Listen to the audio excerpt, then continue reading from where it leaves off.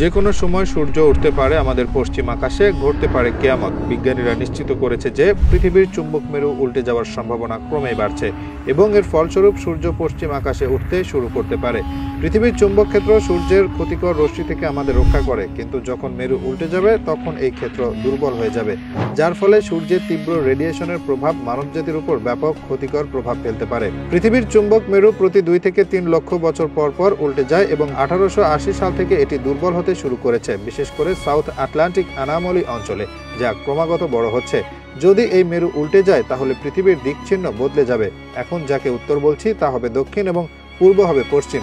এর ফলস্বরূপ সূর্য পশ্চিমে উঠতে শুরু করবে, যা অনেক বছরের জন্য পৃথিবীর পরিবেশ ও জীবজগতের জন্য এক অদ্ভুত পরিস্থিতি সৃষ্টি করবে। চুম্বক মেরুর উল্টানো ঘটলে পৃথিবীর দিকচিহ্ন বদলে যাবে। এখন যাকে উত্তর বলা হয় তা হয়ে যাবে দক্ষিণ এবং পূর্ব হয়ে যাবে পশ্চিম। এর ফলে সূর্য পশ্চিম থেকে উঠে পৃথিবীর পরিবেশে এক ভয়ানক পরিবর্তন আনবে।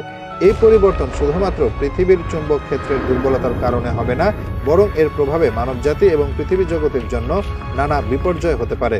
চুম্বক মেরু উল্টানোর সময় পৃথিবী সূর্যের তীব্র রেডিয়েশন ও সৌরঝড়ের শিকার হবে, যা বৈদ্যুতিক যন্ত্রপাতি, স্যাটেলাইট, মোবাইল ফোন, ইন্টারনেট সবকিছু অকার্যকর করে দেবে। ফলে মানবজাতি এক অন্ধকার যুগে প্রবেশ করতে পারে।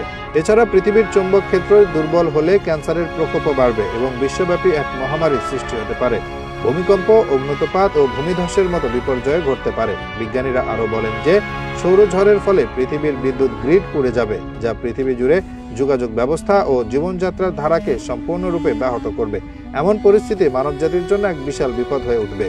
কিছু মুসলিম আলেমও বিশ্বাস করেন এই গবেষণার ফলাফল হাদিসে বর্ণিত কিয়ামতের পূর্ব সংকেতের সঙ্গে মিলে যায়, যেখানে সূর্য পশ্চিম থেকে উঠবে। তবে বিজ্ঞানীরা এখনও নিশ্চিত নন যে পৃথিবীর চুম্বক মেরু উল্টানোর প্রক্রিয়া কবে শুরু হবে। তবে তারা এটাও জানাচ্ছেন যে এটি যে কোনো সময় ঘটতে পারে এবং তার ফলাফল হবে মানবজাতির জন্য এক অপ্রত্যাশিত বিপর্যয়।